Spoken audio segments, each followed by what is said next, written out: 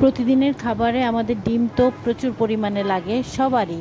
সকালের নাস্তায়, কখনো দুপুরের রান্নায়, আবার বিকেলের নাস্তায়ও ডিমের ব্যবহার তো হয়। তো সেই ডিমের খোসাগুলো কিন্তু আমি না ফেলে জমাতে থাকি একটা পাতিলে।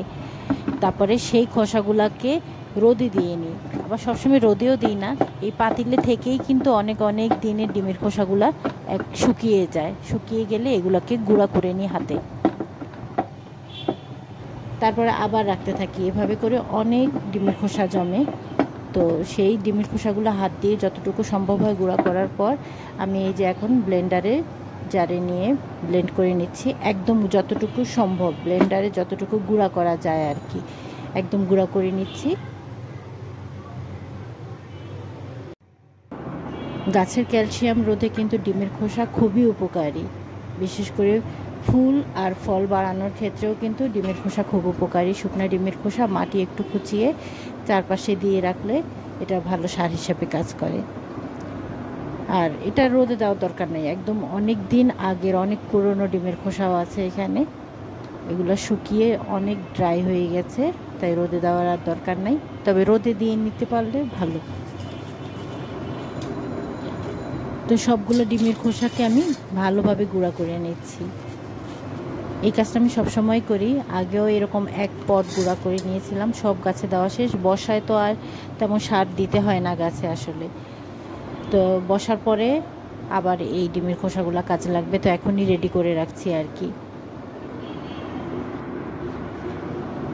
তো দেখতেই পাচ্ছেন সবগুলা ডিমের খোসা কিন্তু গুঁড়া করা হয়ে গিয়েছে ব্লেন্ডারে।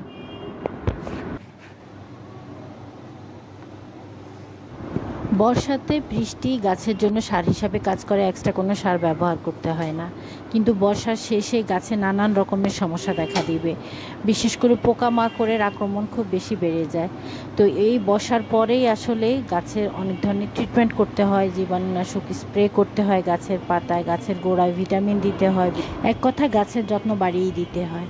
তো আমি এখনই রেডি করে রাখছি। দেখতেই পাচ্ছেন খুব বেশি পরিমাণেই হয়েছে ডিমের খোসা। তো এগুলাকে আমি একটা এয়ারটাইট বয়মে রেখে দিব।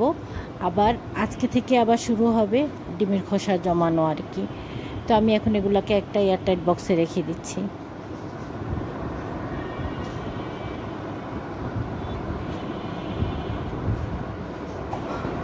ছাদে এখন গাছের পরিমাণ অনেক বেশি বেড়ে গিয়েছে। তো ছাদে যে পরিমাণে গাছ আছে এরকম 2 কৌটা ডিমের খোসা আমার লাগে।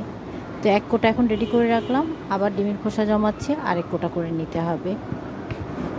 অনেকে আছে হাত দিয়ে ভেঙে মাটির সাথে মিলিয়ে দেয়, সেক্ষেত্রে কিন্তু ডিমের খোসাটা মিক্সড হতে অনেক সময় লেগে যায়, অনেক দিন পর্যন্ত আস্তে থাকে। কিন্তু এরকম গুঁড়া করে দিলে মাটির সাথে খুব সহজেই ডিমের খোসাগুলো মিশে যায়। আশা করি অনেক ছাদ বাগানিরা আমার আজকের ভিডিও দেখে অনেক উপকৃত হবেন। আপনারা প্রয়োগ করে দেখতে পারেন, গাছে ফুলে ফলে ভরে যায় কিন্তু এই ডিমের খোসা দেওয়ার পর পরিবর্তনটা আপনারা নিজেরাই বুঝতে পারবেন। তো এতক্ষণ ধৈর্য সহকারে আমার ভিডিওটা দেখার জন্য অনেক অনেক ধন্যবাদ।